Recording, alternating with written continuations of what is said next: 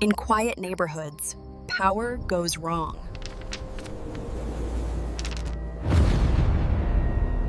It happened in less time than it takes to brew a cup of coffee. 3 minutes. That's all it took for a quiet neighborhood to turn into a place no parent should ever fear, and for a woman who thought she was untouchable to learn how fast power disappears. The sound I remember most wasn't screaming. It was my daughter's gasp. Sharp. Confused. Betrayed. And then the words no child should ever hear. You don't belong here. The afternoon sun sat low, warm but gentle. My daughter, Emma, loved that hour of the day. The neighborhood park was calm then, no crowds, no noise. Just birds, swings creaking softly, and space to breathe. Because of her disability, Emma moved slower than other kids. She held my hand tightly, her fingers curled in a familiar way that told me she felt safe. "Daddy," she said, smiling, "can we sit by the bench today?" Of course, I told her. Nothing about that moment felt dangerous. She appeared like she always did. Walking too straight. Jaw clenched. Eyes scanning for violations instead of people. Karen. She wasn't officially in charge of the HOA anymore, but she acted like she still owned it.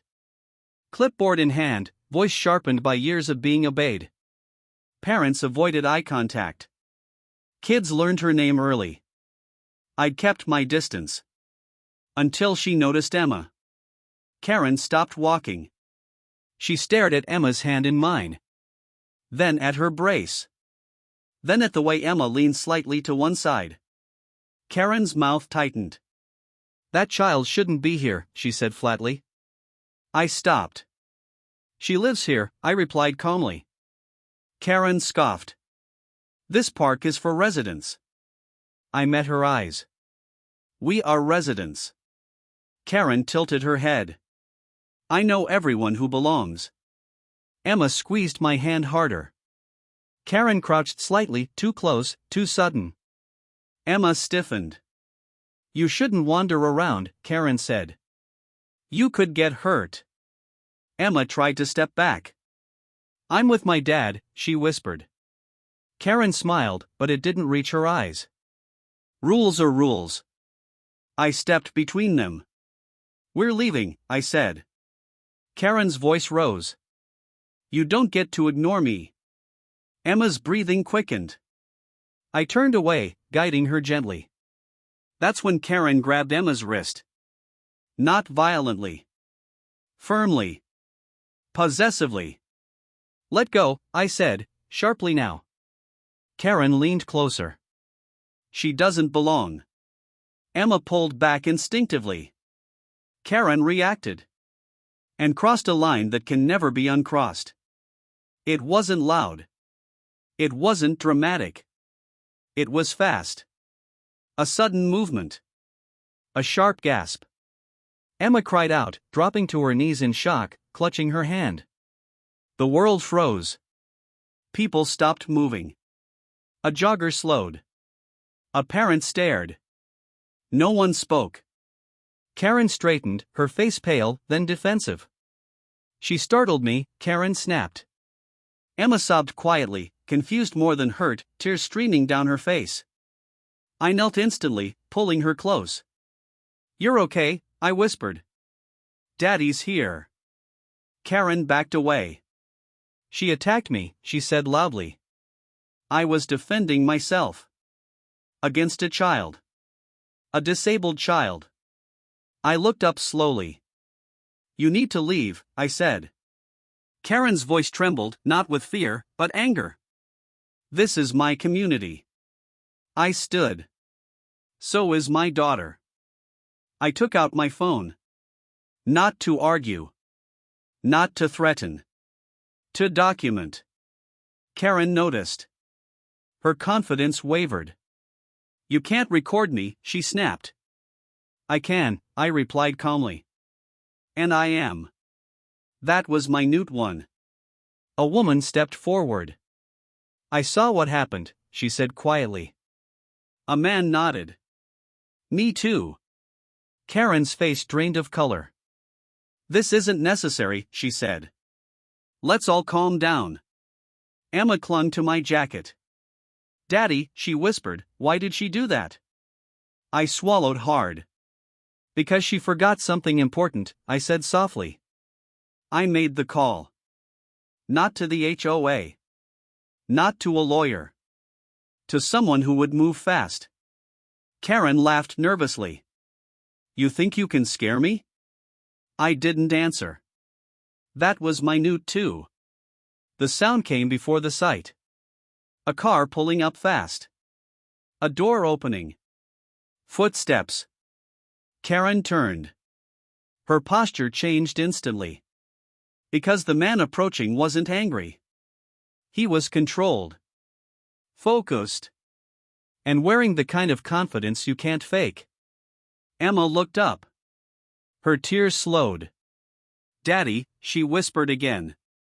I nodded. Her other father had arrived. Karen opened her mouth.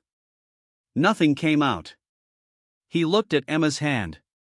Then at me. Then at Karen.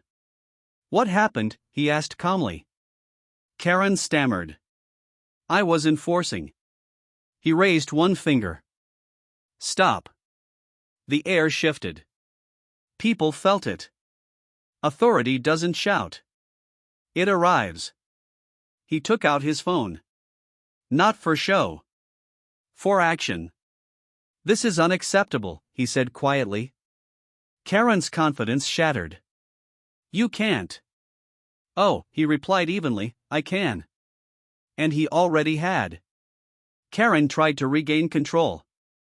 She straightened her shoulders, lifted her chin, and spoke quickly as if speed could replace truth. She assaulted me, Karen insisted. I was protecting myself. My daughter flinched at the word assaulted. Her other father didn't raise his voice. He didn't even look angry. Instead, he knelt in front of Emma. Sweetheart, he said gently, can you show me your hand? Emma hesitated, then slowly lifted it. Her fingers trembled. That was all he needed to see. Karen noticed the silence growing around her. Neighbors had stopped pretending not to watch. Phones were out now. Witnesses. Karen shifted her story. She shouldn't have been here, she snapped. She violated community rules. A man near the swing spoke up. She was sitting on a bench. A woman added, you grabbed her first. Karen's eyes darted. You're all mistaken, she said sharply. But her voice cracked. Emma's other father stood. He finally looked at Karen fully. Do you know what happens, he asked calmly, when someone hurts a child and lies about it? Karen laughed nervously. You're exaggerating. He nodded once. That's what people always think. His phone vibrated.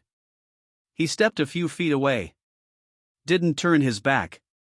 Just enough to speak quietly. Yes, he said. No, I'm on site. Yes, witnesses. Karen watched him like prey watches fire. Emma tugged my sleeve. Daddy, she whispered, did I do something wrong? My chest tightened. No, I said firmly. You did nothing wrong. Karen snapped, she needs discipline. Emma looked up suddenly. I said stop, she said softly. The park went silent. Karen's face hardened. You're teaching her to disrespect authority. Emma's other father turned slowly. No, he said. We're teaching her that authority answers for abuse. Karen scoffed. You think you scare me? He didn't respond. Instead, he checked his watch. Another vibration. This time, he answered on speaker. Yes, a voice said. We're close. Karen froze. What is this? She demanded. He met her eyes. Accountability arriving early. The woman from earlier stepped closer. I'll give a statement, she said. So will I, added the jogger. Karen raised her voice. This is harassment. No one flinched. Because now, she was the only one shouting. Emma's other father crouched again. "Emma," he said softly, "did that woman hurt you?" Emma nodded once. Tears slid silently down her cheeks. Karen opened her mouth. He raised a hand. "That's enough." Distant. Faint. Then unmistakable. Sirens. Karen's face drained of color. "This is ridiculous," she muttered. "You people are overreacting." The sirens grew louder. 2 patrol cars pulled up. Doors opened. Officers stepped out, not rushed, not aggressive. Professional. Karen backed up instinctively. "This is a misunderstanding," she said quickly. One officer looked at Emma. Then at Karen. Then at the phone's recording. "Ma'am," he said, "we'll decide that." One officer asked calmly, "Who called this in?" Emma's other father stepped forward. "I did." "And your relationship to the child?" "I'm her parent." Karen interrupted. "That's not relevant." The officer glanced at her. "It is now." Statements were taken. Witnesses spoke. Phones were reviewed. Karen's voice grew smaller with every minute. Finally, an officer said, "Ma'am, please place your hands where I can see them." Karen stared in disbelief. "You can't be serious." The officer didn't blink. "I am." Another officer knelt beside Emma. "You're safe now," he said gently. Emma nodded. She leaned into me. For the first time since it happened, her body relaxed. Karen was escorted aside. Not in cuffs yet. But no longer in control. She looked back once. At Emma. At us. At the crowd. Her voice shook. "This isn't over." Emma's other father replied calmly. "For you, it is." Karen sat on the edge of the patrol car, arms crossed tight against her chest. She kept repeating the same sentence. "I didn't mean it like that." But intent doesn't erase action. One officer finished reviewing a phone video and handed it to another. They didn't speak loudly. They didn't argue. They just nodded. That nod ended Karen's story. Karen suddenly straightened. "Do you know who I am?" she demanded. One officer answered calmly, "Yes. You're the individual reported for assaulting a minor." Her mouth opened. Then closed. Because for the first time, her usual shield, status, attitude, authority meant nothing. The senior officer turned to Emma's other father. "Sir," he asked, "are you prepared to pursue charges?" He didn't answer immediately. Instead, he looked at Emma. She was sitting quietly, holding a juice box one of the officers had given her. She looked up and nodded once. "Yes," he said firmly. "We are." Karen inhaled sharply. "Ma'am," the officer said, "you are being detained pending investigation for assault on a disabled minor." Karen laughed, too fast, too loud.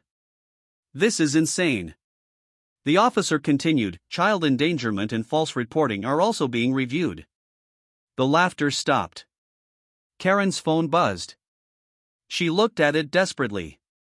"My lawyer," she said. The officer nodded.